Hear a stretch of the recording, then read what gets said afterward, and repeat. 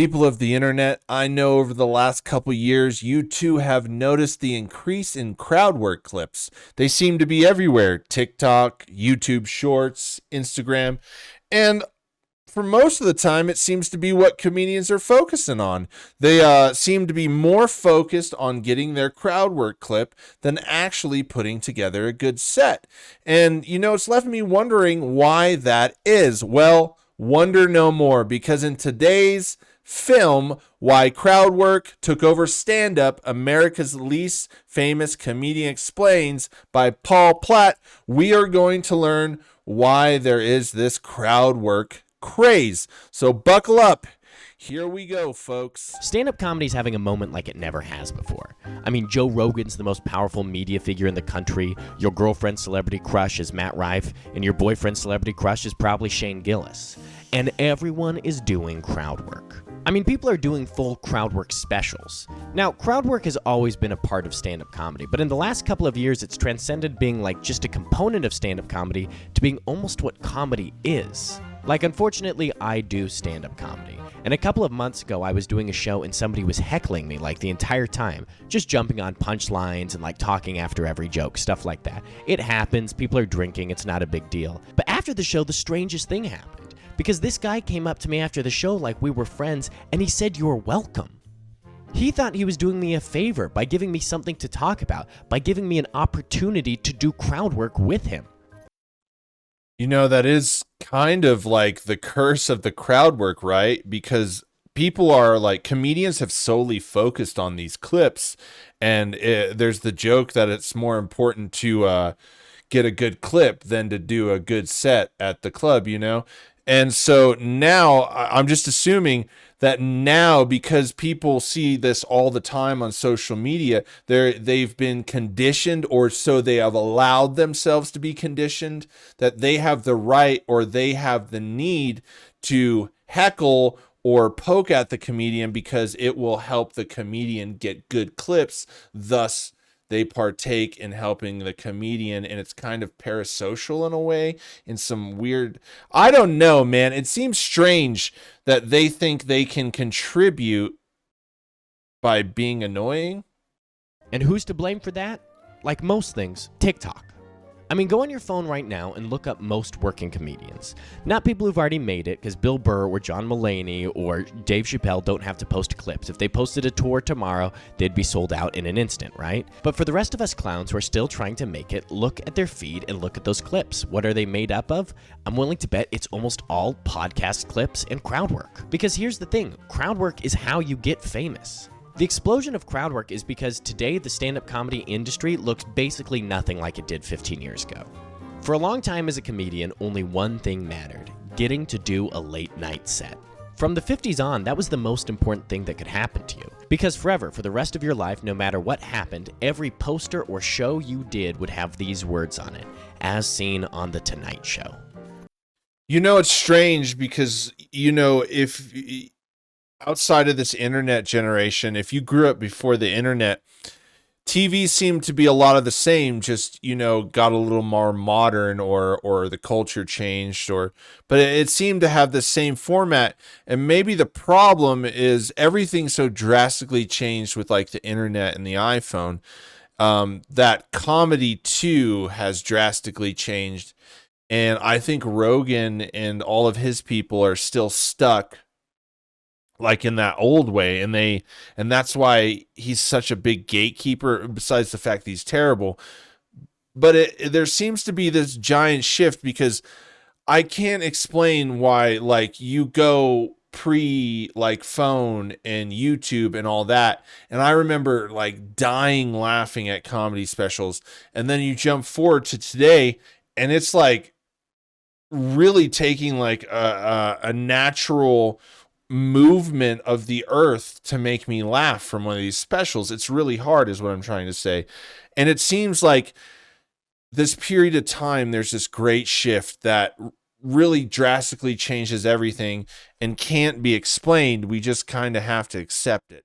Which was the biggest brand in comedy. Pre-internet, you couldn't look comedians up, so unless you had an album available in stores, there was basically no other way to gain national attention. A set on late night was like being passed at a club, but for like the whole country. From there, anything was possible: albums, theaters, appearances on sitcoms. And that shaped comedy. That defined what comedy was. Every comedian from New York to LA was working on one thing: their tight five. Because that's what you did on TV. Everyone was spending hundreds of hours working on the same jokes over and over, tweaking and tweaking until they were perfect. And that's what stand-up was. So is the Crowdwork TikTok the new tight five? It makes sense. Repackaged, it's the same thing, just repackaged for the next generation. I guess it is. But now, nobody cares about late night shows. Shane Nope. Gillis, I think, is probably the best working stand-up comedian now, and he hasn't done a single late night set. As late night viewership and television viewership have declined, they've been replaced by something else: scrolling. We spend hours on our phone every day, and we're watching more stand-up than ever. And everyone's posting Crowdwork. How long have you two been together? Oh, where's that accent from? Anybody here recently going through a breakup? It's all I see. There are a bunch of great comedians that I only know because on my feed they're constantly popping up doing Crowdwork. And why is it Crowdwork specifically? To explain that, you're going to have to first accept something controversial. To be a comedian in 2025, it is more important to be funny online than it is to be in person. Isn't that something? I think some of the biggest ones, like you look at Josh Johnson, right? Josh Johnson, he puts out like new work online all the time. And, he'll film them in these clubs, right? And sure, the club, he may sell tickets, but what, 500, 1,000 people maybe? But then you look at his views, millions. Isn't that crazy? Maybe we're getting more disconnected with reality, and soon we'll all be living through our screens, which we already do. This is like having some epiphanies that I'm not sure it was meant to have. Do I sound like Andrew Schultz? Oh man, really? Okay, here we go. Comedian in this day and age, your job is Instagram. It's how comedians are discovered now. I mean, some clubs out there won't book you unless you have a certain amount of followers. There's a comedy club in London that won't book me unless I get to 100,000 followers on Instagram. And those are just the ones who are willing to say it. I know, it sucks. Nobody's happy that to be a stand-up comedian, you also have to be funny online. But I think it also makes sense. As comedians or performers, we constantly clown on bookers for booking people on shows that we don't think are that funny just because they have a lot of followers. But we also clown on bookers when they put on terrible shows that don't have anybody there. Turns out comedy is better with people watching. Like, if you love stand-up and you go see multiple shows a year, who do you end up going to see? Somebody that you heard through a friend of a friend might be funny? Do you go to your local club on a Saturday night and just see what's on? Or do you go see somebody when they're in town that you saw on Instagram and really liked? And posting online is very effective. Like, Jeff Arcuri is a very funny comedian. I'm sure you've seen posts and clips of his online. Nope. In May of 2022, he was just doing regular posts of like, oh, hey, I'm doing this show. This is me and my family, In August, he started posting clips of his crowd work. This chart shows what happens after that. Before he started Isn't that crazy? I guess not. If the studies are saying we're spending all this time on our phones, right, constantly scrolling, then it means wherever the most attention of people is, then that's where the most attention you're going to get is from. And so it's just, I think, we could talk about comedy, but the thing for me is, man, the world just, maybe we're complicating the world. I just remember when I was younger, the world seemed so much simpler before the internet. And like, granted, the internet and everything is really great. Like, it's really great. But I think, like, where we used to hang out, sometimes you used to just go to the pizza parlor and sit out on the porch and like eat slices and hang out with your friends all night and cause havoc, and have food fights, or I don't know. And now we're just fighting in the comments section. It's a little sad. It's just really weird that it's getting like this, but it's just making me think, man, like, really at the end of the day, what you do on the screen will be like the future. I'm just saying the future is what you do on the screen is going to be more important than what you do in reality. Posting Crowdwork clips, he was just doing regular sets at Caroline's, asking people to come. This year, he's already sold out a show in the country of Turkey in 4 months. What I'm trying to say is that people probably aren't going to come see you unless they know who you are. There's too much good stuff to watch on our phones. You've got to really like somebody to convince you to leave the house. It's the same too, in how I find a lot of music. Spotify is the same thing. I'm not going to go to the show that somebody I don't know, but like there's Spotify suggestions and there's artists that sound like this, and all of those things are doing the same thing on Spotify, just like the Crowdwork, and they're suggesting like, oh hey, check out this new track. It's like all day I get this, oh, this new suggested music, and then they have all the playlists like stuff you listen to that you might like. And so yeah, man, this is happening everywhere. We're just repackaging the way things are done every generation, just like I said. Okay, Paul, we all know having an online platform is important, but why Crowdwork specifically? The most important part? You can burn it. I'd bet almost every comedian who's working now grew up idolizing a great writer. Everyone I know who loves stand-up's favorite comedians are like George Carlin and Norm Macdonald or Patrice O'Neill, you know? Most comedians want to write great jokes. But here's the problem. Writing jokes takes a lot of time, and writing good jokes takes even more time.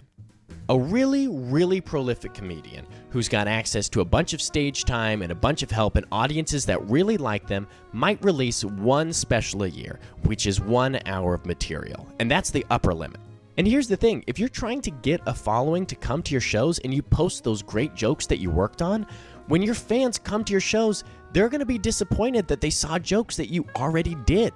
It's not like music where people want to see the greatest hits. Stand-up and comedy is based around surprise. And if they see the same jokes they've already seen, it's kind of ruined. I mean, go online and look at some like reviews of tours and people will comment if they've seen the material before. People don't do that with music. No one's like, oh no, Radiohead played Creep, I've already heard it. But Crowdwork is infinite. If I get a good recording of somebody saying something funny in the audience, I can post that because it's pretty unlikely that that person's going to come back again next week. I don't have to replicate that. If I write 1 good minute of material a week, which I can maybe do if I'm really, really focused, how many clips is that? 1, 2, maybe 3? With the algorithm what it is, you got to put up as many shots as you can. But if I do like 5 shows a week for 15 minutes and I dedicate only 3 minutes from each of those shows to doing Crowdwork, even if only a third of that hits, that's more than a week's worth of material that I can put online to build the brand that the audience isn't at risk of seeing again at my next show. Also, I know there were too many different numbers in that explanation. I'm sorry. Crowdwork is the king of ROI, and it's all about ROI, baby. It has become a business. That is what it is. Comedy is now a business. It's no longer an art form. Second reason is that it's easy, or at least it's easier than writing a good joke. Here's the dirty, dirty secret. Crowdwork is kind of easy. I really believe that to be true. It's scary, but it's much easier than you think because the bar is much lower for being funny. The analogy that I'm going to use is that Crowdwork is like juggling chainsaws. It's impressive and the stakes are high, but you take away the danger and it's really just juggling, spoken as somebody who can juggle. Writing a joke is like juggling with regular balls. It's not as impressive until you start throwing 4 or 5 up in the air at once, but it is technically harder. And I know people are going to disagree with this, and that's fine. This is just my personal opinion, but I'll put my money where my mouth is a little bit on this. I'm going to use 2 examples of my own clips doing Crowdwork to explain why I think that Crowdwork is easy. And I think it would be easy because it's just like riffing with your friends if they're talking to you and like how you banter. Like when you're thinking of jokes, you're like having to focus on it. But when you're like riffing with your friends or somebody in the street, it's just all about emotional and your reaction. And that's pretty easy to do, I think, just to respond to somebody because it's taken like half of the weight off of your shoulders, and now you're just relying on you doing one part instead of creating all of the parts. I want to state in advance, I don't think either of these are good or high quality clips. They were recorded so long ago and I'm so much funnier now. And you don't need to go into the comments and say, why is this guy lecturing me on comedy? He's clearly not funny, blah, blah, blah. That's not what these posts are about. I want to explain the mechanics of Crowdwork a little bit, okay? 2 of the reasons that I think Crowdwork is easier than you think it is. Number 1 is the tension. One of the things that I think is most important to remember when you're doing comedy is that the audience is rooting for you. Everyone's there on their night off. They don't want to watch bad comedy because watching bad comedy is terrible. Everyone wants every joke to land. So when somebody starts talking to the audience, everyone's a little immediately on edge because they can tell that the comedian's freestyling. You exit the reassuring cadence of material and immediately everyone in the audience is thinking 3 things. Number 1, how's he going to respond to that? Number 2, I sure hope he doesn't drop those chainsaws. And number 3, I sure hope he doesn't talk to me. Everyone is tense and comedy is all about tension and release. Like this clip right here. It's about 30 seconds long and I'm doing some crowd work with the guy who's giving me absolutely nothing. And I'm saying absolutely nothing funny. Do you guys know what alt girls are down in Pineville? Sure. Are you familiar? You're quite? Got the dyed hair, septum piercing, heavy eyeliner? Yeah, you are being so agreeable on this. Do you know anyone noteworthy? Quite a few? We're going nowhere with this interaction. This is bomb. You need to either say something wild or be less agreeable, because you're just like, Great job up there, bud. That is... This is so painful. Oh, this is painful. It would be hard to be a comedian and just have to, but at the end of the day, like, who cares? But man, this is rough. I feel rough if I had to sit in the crowd. Is he going to tell me this was good? Because this made me feel awkward. Notice how quiet it is when I start talking to the guy?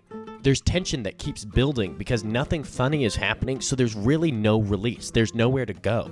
But because it's uncomfortable, the audience releases anyway. You got to think about it almost like it's like a pressure valve. Like it just builds and builds and builds, and the tiniest little exit, the audience wants to laugh. They're begging for it. Remember, there's a connection between fear and laughter. When you're some people just laughed subconsciously. And another thing is you can always just acknowledge when a joke is going bad. Like, I didn't really get anything there, and even in just acknowledging that, people laughed, and then there was enough energy to go into the next joke, Reminder, I don't think this is a good clip. You don't have to go to the comments and say, Paul, that wasn't funny at all. I'm just giving you an example of how sometimes with crowd work, you don't actually have to be funny to still... Dude, the real comedy, let me tell you, the real comedy is in the comments, man. Sometimes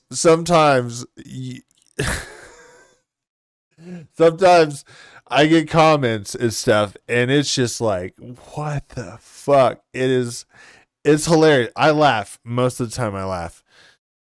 Anyways, the real comedy is in the comments. Everybody knows that. but it's just like the thing about comments is people so predictable. He says this and it's still gonna happen, right? It's people are so dumb. It's so funny. It's so funny that we take ourselves so seriously, but people are so dumb. It's just like we're puppies with the rope toy, man. I swear. You'll get a laugh. Reason number 2 is set up punchline. When you tell somebody that you do comedy, a lot of times people will say, oh, I've always wanted to try it. And, my friends say I'm funny, but I just really feel like I'm more funny in conversation. Which, makes sense because that's probably most of the talking that you do. So yeah, obviously. But it really is easier to be funny in conversation. And that's what crowd work is. Like, comedy is about subversion of expectations, which really just means it's about surprise. Stand-up is harder because you have to do the setup and the punchline yourself without giving away what the punchline is going to be. Crowd work is easy because it's conversation again. They do the setup and you get to do the punchline. Like, here's another clip of mine. I had this woman who kept interrupting my punchlines, and I started talking to her, Do you have an accent? Where are you from? Russia. I have nothing to say about that. Anybody heard anything interesting going on over there? I heard, did you see the stuff about Putin and Kim Jong-un are no best friends? Are you happy about it? You have to have allies. Okay, we're not going to do crowd work because she's got a different take. I thought we were going to playfully joke around it. She's like 2 drinks away from calling for Zelensky's blood, so... I don't think anything I said here was particularly funny, and I definitely don't think it would have been if I'd done the setup in the punchline by myself. If I was like, oh, anybody hear anything from Russia? I don't have anything to say about that. I think this guy is totally unfunny. Everything, his comedy is really awkward. I know I'm terrible. Like I'm very hard to please. You're right. And when it comes to comedy, you're right. I want to laugh again, I swear. But I think this guy is incredibly unfunny. But I think he does a really good job at these YouTube videos. You know, why is this so different than his stand-up comedy? Because stand-up comedy is terrible, but his talking and stuff it feels so much more natural and likable. It's crazy, right? That wouldn't be funny at all, but because it's conversation, because the audience doesn't know where I'm going with it, it makes it easier. I'm telling you, the audience can sense when it's fake. And finally, reason number 3, video editing makes everyone look good. Video editing and chopping up really makes things easier. I only have audio for this, but a couple weeks ago, I did some crowd work where we found out that somebody in the audience had accidentally partially circumcised their son. One of the boys got a partial circumcision. Oh, that's bad. It was very funny. It worked well. We learned a lot. But it took me about 90 seconds of talking and only little chuckles to finally get to the bottom of that story. But if I posted that online, that would work immediately because you can just cut to the good parts. Now for some analysis. Why do I think the overemphasis on crowd work is bad? I think crowd work is really fun. It's really impressive when it's done at a very high level. I like doing it at a lower level. It's a great way to add energy to the show and get the audience involved, and I think that's really great. But there are problems with it. It really incentivizes audience members to talk back or misbehave during shows, and you really can't blame them for it. If you spend all of your time watching comedians battling hecklers and you go to a show, wouldn't you expect the show to be like everything that you saw online? Man, it is entertaining. Oh man, they're creating, their own traps. What if the next form? Okay, hear me out. What if the next form of comedy is more of a sparring match between comedians and the audience members? What if the next form, and it's almost like a hip hop battle, like a rap battle, you know what I mean? And that's the next form of comedy. You buy seats, and if you're in those seats, you're prepared, and then audience members get to be famous because they're battlers. Could be good, man. Trash talking is like, outside of storytelling, trash talking is the best form of comedy. It, like, just talking shit, it's the best. It is the best. Like, it was a thing in the 90s when you used to get in the circles and you used to do like yo mama jokes and you used to like shit on people. There used to be like little battles. And you bring that back. It wasn't that like Wild and Out. Damn, did I just describe I think I described Wild and Out and I really didn't mean to. Holy shit, dude, I'm stoned. And I think it makes going to a stand-up show a little scary for some people. It's why the front row of shows always fill up last. I think a lot of comedians do crowd work with a lot of grace. Once again, I'm going to shout out Jeff. I think all of his crowd work is really like good-natured.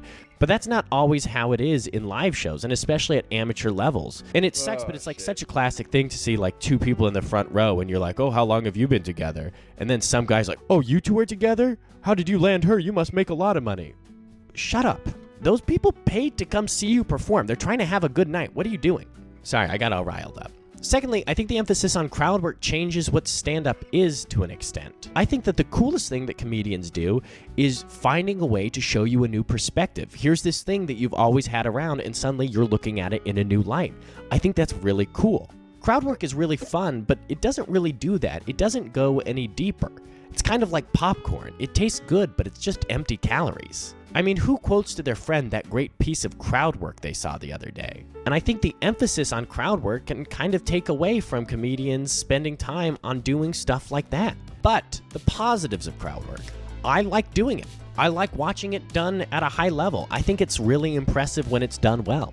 I think especially if you use Crowdwork to get into a written bit, almost as like an appetizer, I think that's a great way to get the audience involved and make the whole show feel better and more fun, to emphasize the live elements of the art. I also think that maybe if you don't like Crowdwork, you definitely like what it affords, which is an opportunity for a comedian to connect directly with their audience, the audience of the internet. When the most important thing to getting booked in comedy is having followers, and it is, having an easier way to pump out material for your audience is really important. And it's Bro's got 38.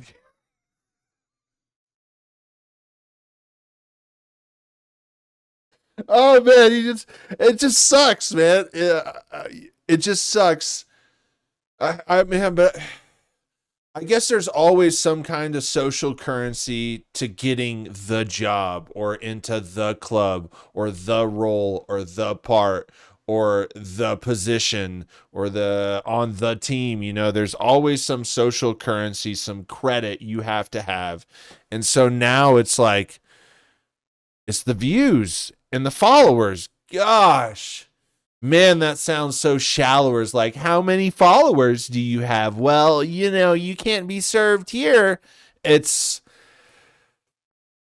you know, here's the thing. You know, as our time growing up comes, we see the world. And as we get older, the world changes to another time. And I think it's just hard. It's hard seeing things change when you were so used to them being a different way, you know? That is what it is. It's better for the audience, because if they like you and they decide to go see you in person, they're not stuck seeing the same material that they saw in those clips. One of the ideas that I come back to the most on this channel is this idea that format influences art, influences culture. Comedians harnessed short-form video to get to do more comedy and changed what comedy is in the process. And I don't think it's necessarily a bad thing. Andrew Schultz would take credit for making that short form video format and changing comedy. Guaranteed. Guaranteed. I get that it sucks that you have to spend all this time building a following online, but the thing is, you used to just not be able to build a following at all. Thanks to TikTok and the internet and short form video, becoming a comedian doesn't mean you have to live in LA or New York anymore. I don't live in a major comedy city, and I've still been fortunate enough to have made videos that hundreds of thousands of people have seen. I mean, everyone loves comedy right now, and the pursuit of becoming a comedian and getting these followers has led to thousands and hundreds of thousands of great sketches and posts and clips and videos. I mean, like, I started this YouTube channel originally to post stand-up clips, and then I started doing sketches, and then I ended up doing video essays, and it turns out that's the thing that I like doing the most. There's no middleman between audience and creator anymore. Isn't that awesome? If you want to do something creative now, you can. You can find an audience. Go post some crowd work, start a podcast, make some sketches, do some art. Find your audience. And also subscribe to me so that I can be a comedian too. Now, I heard you guys didn't believe me earlier when I said I could juggle, so watch this. There you go. Hey, I like this video. He is definitely better at doing the videos than his comedy or his crowd work. And I think, you know, we came to the same conclusion here about crowd work. And I had many of like realizations that the world's changing, folks. And time just passes by. And now, you know what's even more confusing is what's the point of that song?